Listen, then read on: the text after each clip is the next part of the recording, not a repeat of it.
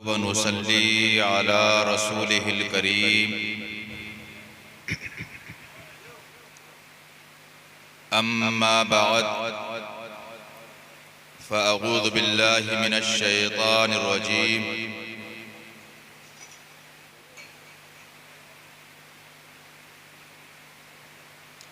बिस्मिल्लाहिर रहमानिर रहीम।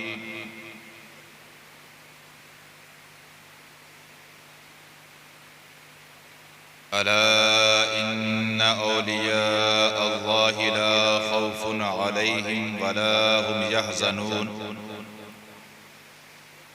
सदक़ल्लाहुल अज़ीम व बल्लगना रसूलुहुन नबियुल अमीनुल करीम व नहनु अला ज़ालिका लमिनश शाहिदीन वश्शाकिरीन वल्हम्दुलिल्लाहि रब्बिल आलमीन।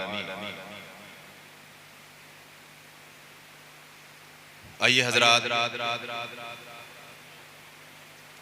सबसे पहले मदीने के ताजदार, उम्मत के गमख्वार, नाइबे परवरदिगार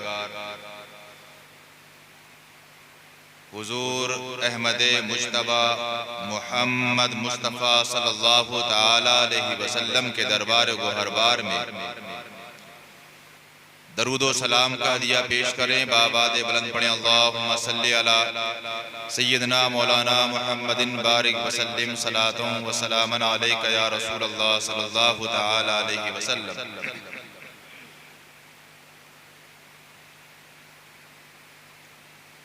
प्रोग्राम काफ़ी वक्त से चल रहा है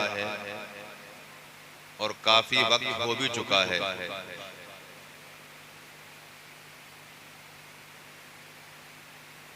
मैं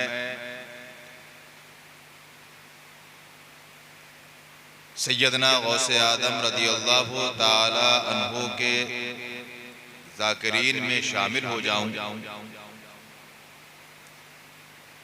इस नियत से कुछ देर मैं आपके सामने हाजिर हूँ। खुदाए वहदहु ला शरीक हम तमाम लोगों को फैज़ाने गौसे आज़म से मालामाल फरमाए। वाह क्या मर्तबा ए गौस है बाला तेरा, वाह क्या मर्तबा ए गौस है बाला तेरा। ऊंचे ऊंचों के सरों से कदम आला तेरा, ऊंचे ऊंचों के सरों से कदम आला तेरा। और सर भला क्या कोई जाने के है कैसा तेरा, सर भला क्या कोई जाने के है कैसा तेरा। औलिया मलते हैं आंखें वो है तलवा तेरा, औलिया मलते हैं आंखें वो है तलवा तेरा। हज़रात, अब आप गौर करो कि जिसके तलवों पर औलियाए किराम अपनी आंखें मलते हों, आम लोगों में सबसे अफजल मुसलमान ईमान वाले, उसमें सबसे बेहतर मोमिनीन, उनमें सबसे बेहतर मोमिनीन हुफ़ाज़, उनमें सबसे बेहतर मोमिनीन आलिम फाजिल, उनमें सबसे बेहतर मोमिनीन औलियाए किराम, और उनमें सबसे बेहतर गौसे आदम अब्दुल कादिर जीलानी। आप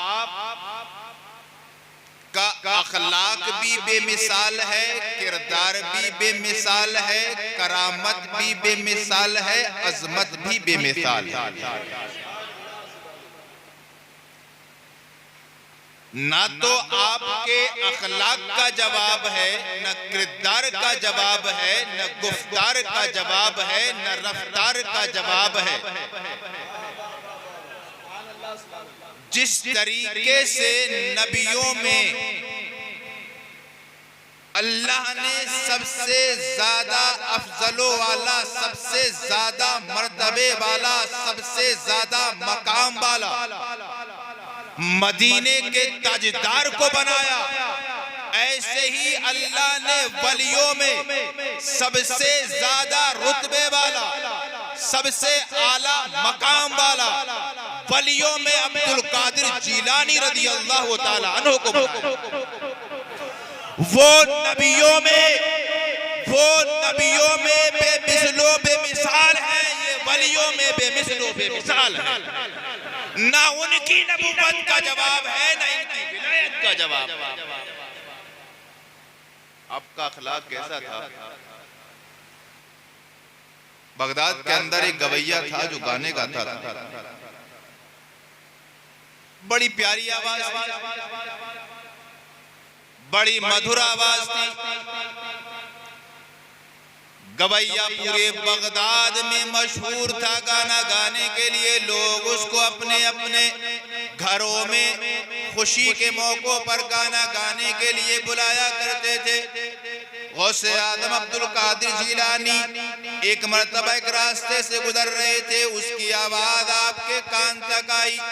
आपने उसको अपने पास बुलाया, इरशाद फरमाया, ओ गवैये गाना गाने वाले सुन ले, अल्लाह ने इतनी प्यारी आवाज अता की है, अल्लाह ने इतनी मधुर आवाज अता की है, गाना गाकर इस आवाज को क्यों खराब कर रहा है? अल्लाह ने इतनी अच्छी आवाज दी है तो इस आवाज से तू नबी के नगमे गाया कर। अल्लाह ने इतनी अच्छी आवाज दी है तो इस आवाज का इस्तेमाल कुरान की तिलावत में कर। अल्लाह ने इतनी अच्छी आवाज दी है तो फिर इस आवाज का इस्तेमाल अल्लाह और रसूल के जिक्र के लिए कर। मेरे इस्लामी भाइयों, वो गवैया कहने लगता है, वो अब्दुल कादिर जीलानी तुम तो मेरी तरक्की से जल रहे हो, मुझे बड़े बड़े सेठों के घर से ऑफर आ रहे हैं, मैं गाने जाता हूँ, बेशुमार पैसा मिलता है, तुम्हें जलन इस बात से हो रही है कि मुझे इतना पैसा क्यों मिल रहा है? अब्दुल कादिर जीलानी इरशाद फरमाते हैं, ओ गवैये, अब्दुल कादिर जीलानी की शान ये नहीं है कि वो लोगों से जले, अब्दुल कादिर जीलानी की शान ये है कि जो गुनाहों में जलता हो उसको गुनाहों से बचा ले। अब्दुल कादिर जीलानी की शान ये है जो जहन्नम में जाने वाला हो उसे जहन्नम में जलने से बचा ले। अब्दुल कादिर जीलानी की शान ये है कि अल्लाह जिसको जहन्नमी बना चुका हो, अब्दुल कादिर जीलानी अल्लाह से अर्ज करके उसको भी जन्नती बना दे। फरमाया मान जान, कहता है अब्दुल कादिर जीलानी तुम्हें जलन है, तुम मुझसे हसद कर रहे हो, मेरी आवाज ही की देन है कि बड़े बड़े घरों के अंदर से ऑफर आते हैं, मैं जाता हूँ, बड़ी मोटी कमाई होती है।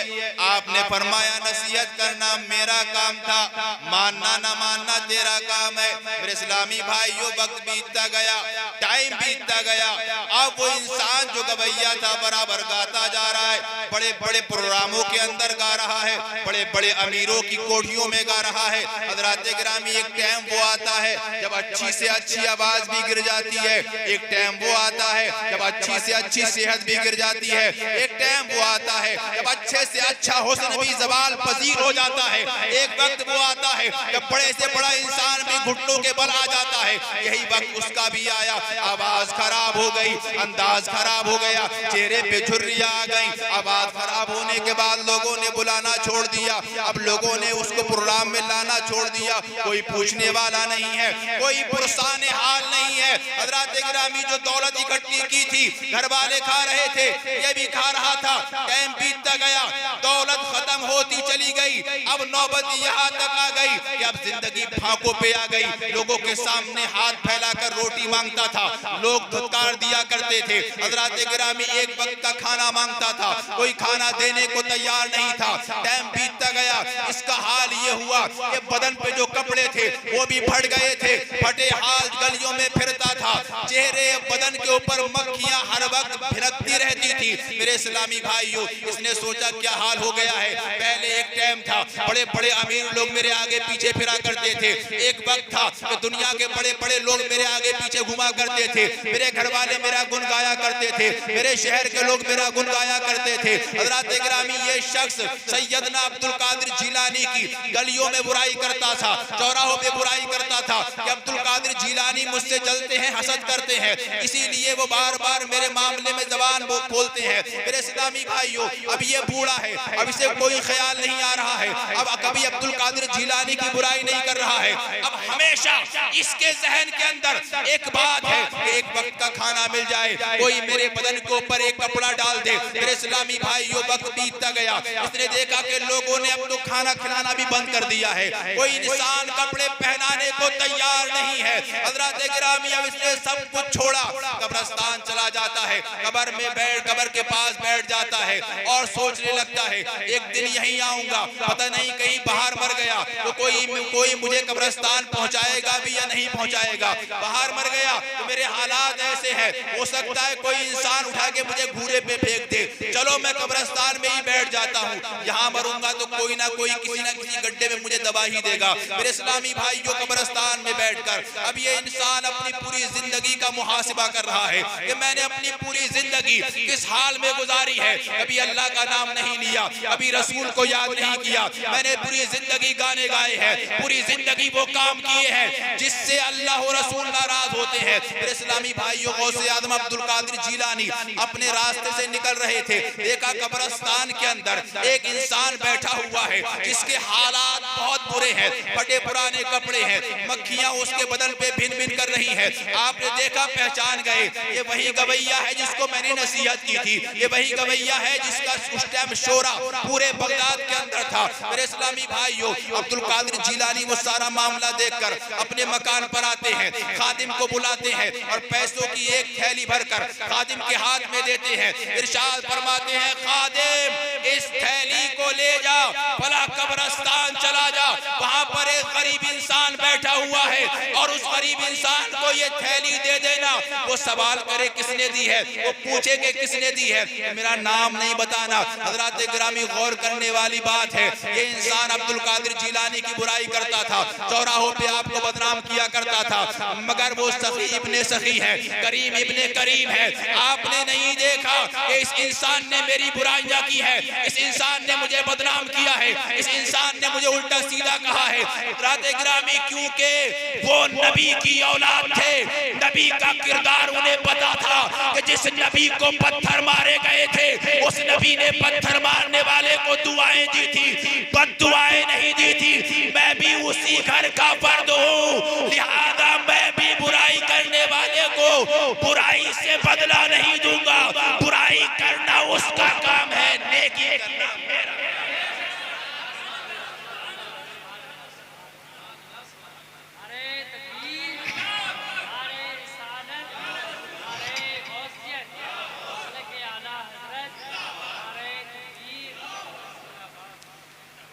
अब ये खादिम थैली लेके चला, कब्रिस्तान पहुंचता है और वो पैसों की थैली उसके हाथ में रख देता है। गवैये ने देखा कि यार इस टाइम कोई मुझे खाने को नहीं पूछ रहा, कोई एक गिलास पानी नहीं दे रहा, ये अचानक इतना बड़ा सखी कौन आ गया जो इतनी बड़े पैसे की थैली मेरे हाथ पे ला के रख दी।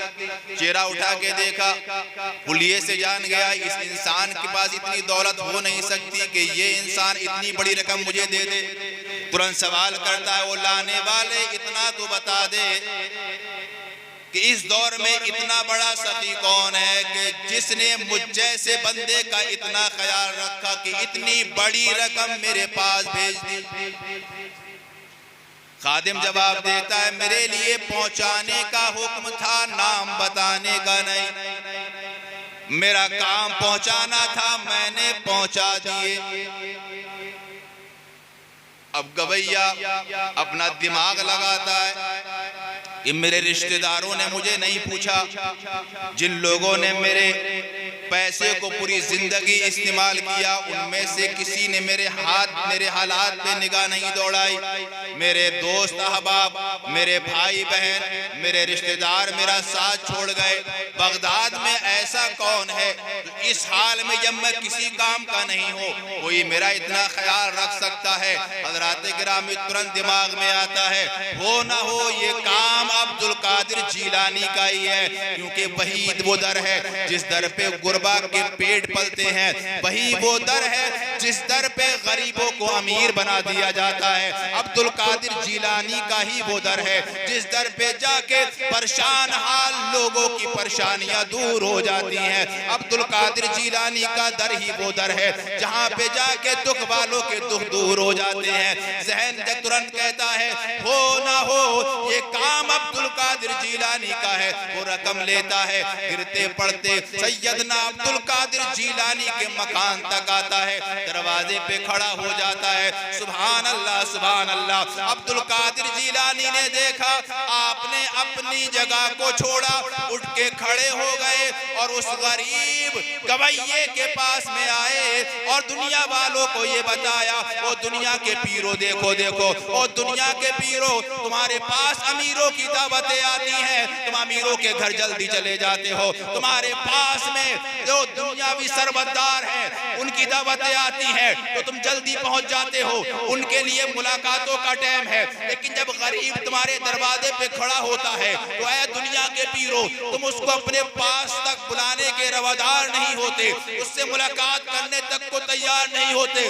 मुझे देख लो, मैं पीरों का पीर हूँ, रोशन ज़मीर हूँ, दस्तगीर हूँ, मगर मेरा हाल ये है कि गरीब मेरे दरवाजे पे आ गया तो अब्दुल कादिर जीलानी अपनी जगह छोड़कर उससे मुलाकात करने जा रहा है, ताकि दुनिया ये जान ले कि अब्दुल कादिर जीलानी गरीबों का ख्याल रखने वाला था, क्योंकि उसका नाना मोहम्मद अरबी भी गरीबों का ख्याल रखने वाला था। अमीरों के पास वो जाते हैं जिनको दुनियावी दौलतों की जरूरत होती है, और गरीबों के पास वो जाते हैं जिनके दिल के अंदर नबी की मोहब्बत होती है।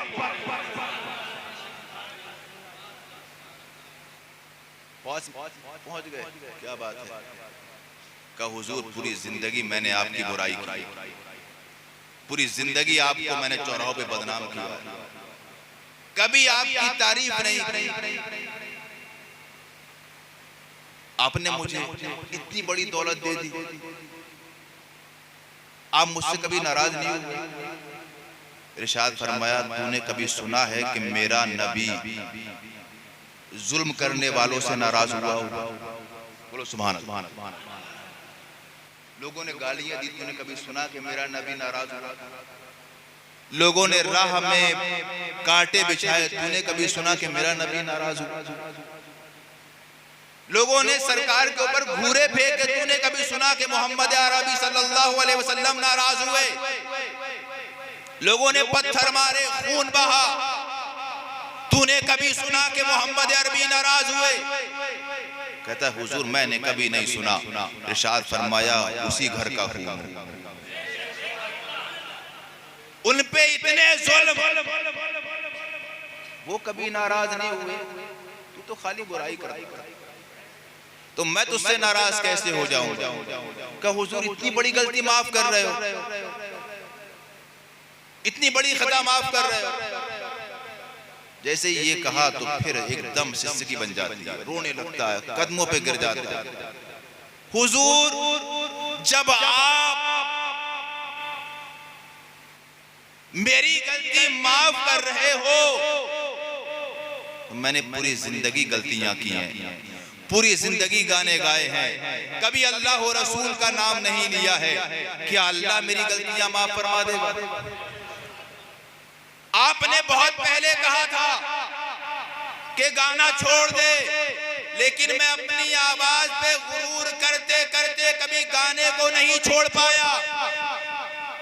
ऐ अब्दुल कादिर जीलानी, मैंने बेशुमार गुनाह किए, क्या मेरा रब भी मुझे माफ फरमा देगा?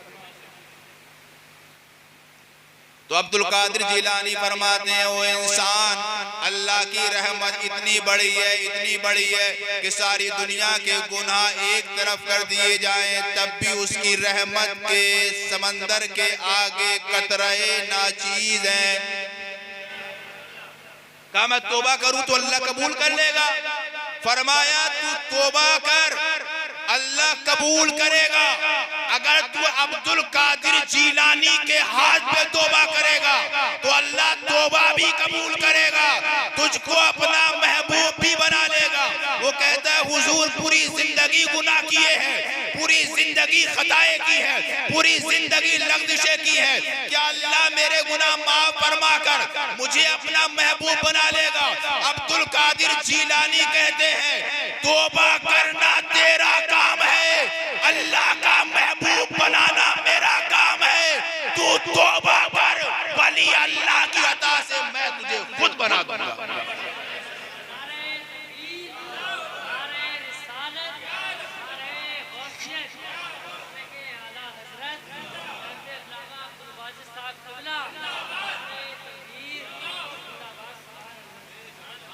हमारा हाल क्या है?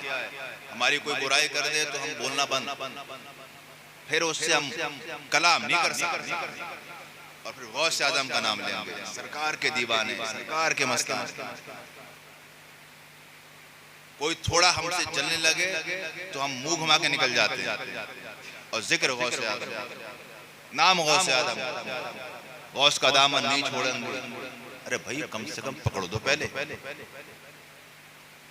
हमारा हाल ये है कि हम अपने सगे बाप तक को थोड़ी छोटी बातों पे, हमारा बाप अगर चौराहे पे हमें डांट दे तो हमारी निगाहें हैंड टू हैंड उसी वक्त बदल जाती है।